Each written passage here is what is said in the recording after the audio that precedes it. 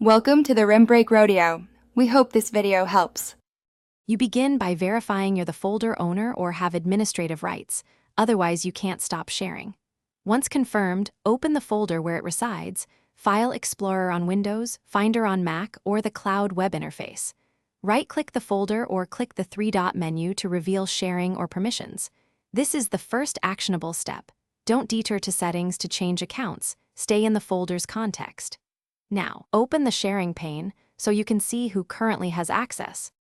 Once the sharing pane is open, scan the list of users, groups, and any shared links. Understanding who has what access is critical. If someone must lose access, select their entry and choose Remove or downgrade their role to Viewer to limit edits.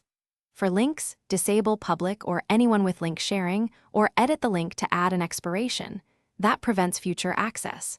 Make sure to save or apply each change, because some systems keep changes in a draft state until you confirm them. You finish by applying all changes and refreshing the folder view so the new permissions display correctly. Once done, verify with a quick test, sign in with a different account, or open a private browser window and attempt access. This confirms the sharing really stopped. Make sure to check any folder inheritance or parent folder permissions that could reapply access.